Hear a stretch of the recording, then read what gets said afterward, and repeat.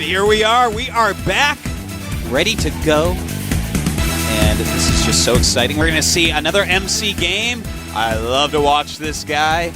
Will he just tear the arms off of Polt Prime?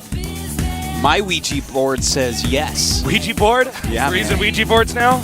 Of course. That's how I get all the answers to life's tough questions. Much more effective than that Magic 8 Ball. That thing's a scam, man. That just takes advantage of stupid people. No, that's ridiculous. You just shake it and it gives you the answer? Yeah, right, man. I'd rather have ghosts guide my hands. You kidding me? Sheesh. Ghosts know when you die. It's like 20/20 vision, yeah, man. That's why so I have clear. a nerd seance to talk to the old nerd gods and tell me what to do in StarCraft 2.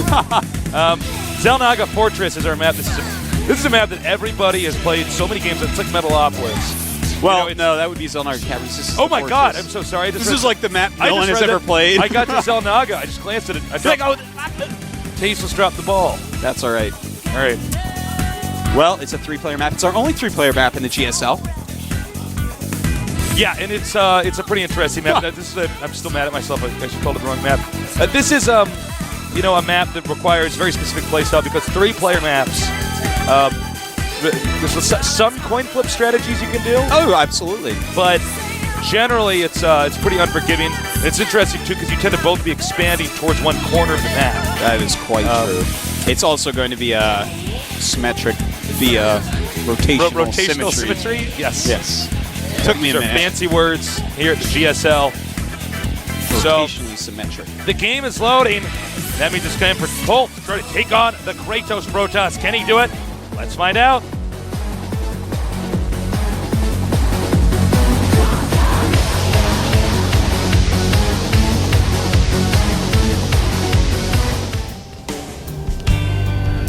Over here, in the red, we have... Oh, we're going to have a little bit more time. Creek Computers have more to say. Tasteless drops the ball again. MC. What's he 5 anyone? He's not in the intros. No. The girl was like getting them. She's like, no, I like my arms where they are. He'll rip them off. He's a Kratos Protoss. MC's like, no, she's a noob. She won't get to touch these Gosu hands. Over here in the bottom left. Polt Prime V. By the way, of course, guys, the women in these videos that we're introducing are actually, it's actually Tierra, a K-pop band. Now, excellent band. Head to head here. Oh, by the way, sorry, special thanks to our sponsors at LG, Intel, G-Skill. Tasteless. We are going to see a Nexus first play. Oh, very interesting. Yeah, I love to see Nexus first mixed in by Protoss players. In StarCraft 1, I loved doing Nexus first builds. I bet you did, you little cheater. Yeah, man. That was the most ridiculous thing in the world, man. Like, even if you go 2 barracks, you're probably going to just lose all your Marines to probes. Man. My Marines in StarCraft 1 can't stutter step. I remember doing StarCraft 1 and people like, this is just cheese taste. I'm like, no, just try it. Try to rush me, man. Yeah, no, you were one of the first people that were doing that. You and White Raw were actually 2 of the very first that I saw. It was like, well, this is crap, man. You actually can't stop the Nexus from getting up. I'm like, I know, man. It's ridiculous. But then what you stop is you actually go 2 factory Vulture, and you do drops in 2 locations. Then I have the Robo out. And then I'm like, oh, well, I can't do this anymore. But, in StarCraft 2, it's still very new. And, of course, you don't have spider mines on the Hellions, so you can... And, in fact, he just saw a reactor going up, and that's going to make MC feel very safe. He did not, in fact, see the second barracks being made, but just seeing the reactor gives you so much information. The reactor takes a very long time to build. He has 1 Marine. This is going to allow MC to power a little bit more, powering being adding some additional structures, getting a few additional probes before you start your production of units, because he knows, well, I'm not going to be attacked for a little bit. That takes a while to build. And I'm interested to see exactly what he's going to go for. Obviously, we see he's getting a Zealot right now, but what is he going to go for with this? Is he just going to try to get Stalkers and out Micro? It looks like a Tech Lab going up. Now, that's probably going to be for some Marauders.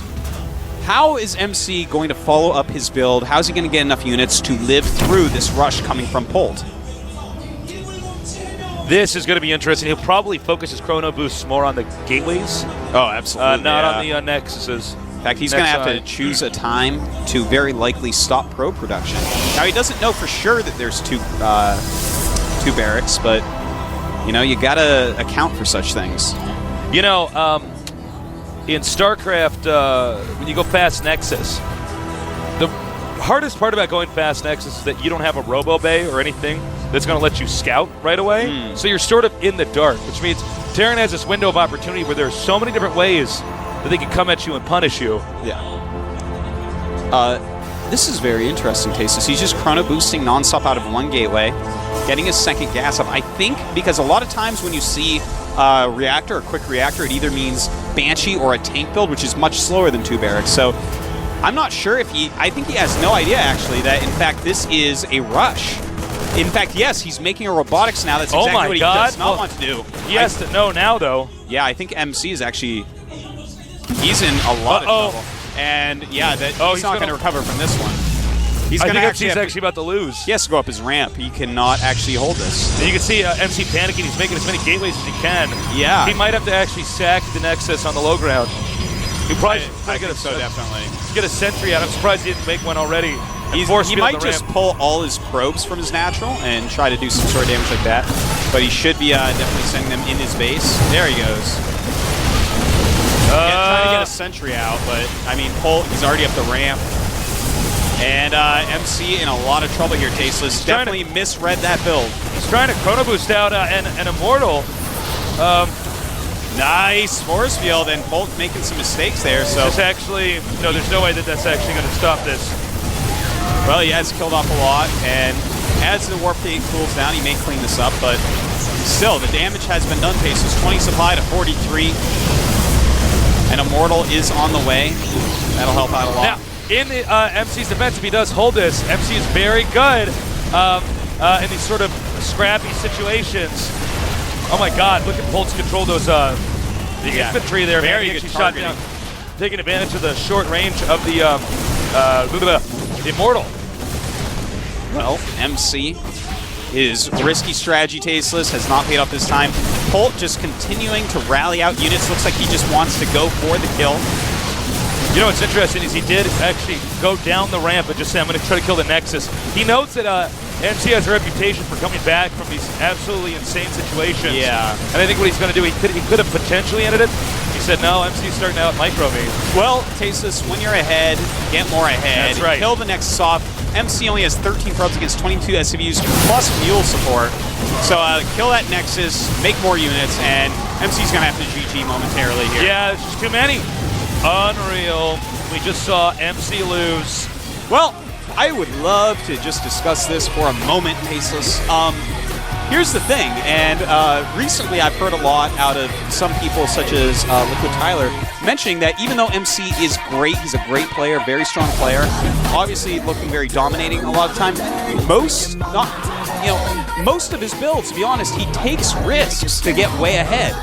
And that game, he did take a risk. He saw the reactor, and he was like, okay, this is probably a techish build. I can really power up my probes. Yeah, maybe I can send one gateway. Something, but nothing that's going to be there right away. Yeah, nothing that's coming right away. So he took that risk without fully knowing. He did not do anything that could ever make him live through a double barracks build, and he got punished for it. So, I mean, that is the ups and downs of his styles. Win some championships, but then again, sometimes lose to Polt Prime. Yeah. Well, these are just shocking results. I think out of all the games I thought, I was going to, out of all the results I thought I was going to see today, Polt beating MC was actually, I think, the least expected thing. I assumed that it would be an easy win for him. Yeah, so Polt is kind of, feeling pretty good right now. Are we going to get some sort of champion's curse? I don't MC know. Fall? Well, if Supernova wins here, it's going to actually just be MC versus Polt for the second spot. Yeah, you could get a revenge match. And I'm thinking Supernova will probably take out the win.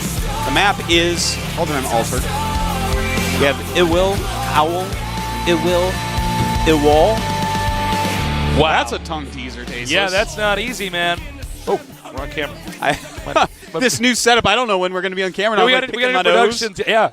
When we're not on camera, we actually get a little nerd posture. We're down like this. Yeah, I'm like this. Yeah. I'm like talking to you like this, someone poking you. Yeah, it's true. He is. And this chair is actually broken, so we're going to have to get that fixed. I'm actually bouncing. Okay? Yeah, I was actually scared. You got my heart going, man. If I had fallen, listen to this, guys. It would have been put on YouTube, and it would have been immortalized forever that I had fallen. We're going to get this thing fixed. I'm actually balancing on this thing. Felt it a little bit wobbly before, but that was close. You're juggling during the cast. Going down a tightrope I'm on like your balancing stool? a vase full of water on my head. It's like actually completely insane. No, I think that this... There's a goldfish in the base. This is, pretty interesting. Right now, a weird we're actually situation. seeing MC lose a game. Look, I think it's almost at the point in time where we just sort of expect MC to sort of just always get through. And I think MC is starting to realize, well, I got to be careful. We did that with MVP last season. Yeah. And look how that turned out. Yeah, the game Genie Terran was actually beaten. He's in Code A, which actually doesn't make any sense. I know. To me. I just don't understand the world. I know. It's as if the world just stopped spinning and everyone flew through the air at 2,000 miles per hour. That's what would happen if it just stopped spinning like that. That's what it's like. MC's got to be careful, man. I don't think in situations where you're only playing one game, should you do a risky strategy if you know you're the better player?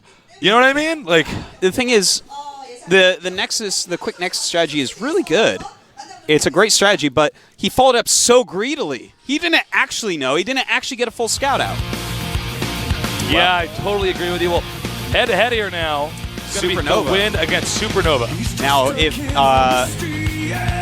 basically the OGS team right now is probably rooting for Supernova to win this. If the win wins, then it's going to be messy, tasteless. Yeah. The Wind versus Polt for a spot, and Supernova against MC for a spot, that would be wild. So, best case scenario for the OGS team to get as far as they can in this is probably Supernova taking out the Wind. Yeah, well, look, the Wind is a coach. He's actually a guy who's not able to practice. The one thing about coaches, though, is they do tend to be less nervous and have a better game sense, but their mechanics tend to suffer a little bit since they just aren't playing actually as much. Our map is going to be Tal'Darim Altar. And it's like this map. It's a great map. It's big. It's open. We do see a lot of pushes towards the natural on the low ground, hitting onto the high ground from Terran. So you got to be very careful. It looks like a map where you couldn't get attacked early. That's what we were saying at the start of this, and we figured out, well, actually, there's a really good mid-game timing push that Terrans can send at you, and Zerg's got to be prepared for that. So the countdown started. I'm Tasteless. With me is Artosis. We're Tastosis, Romancing Archon, down here at the GSL in Seoul, Korea. Let's get this going.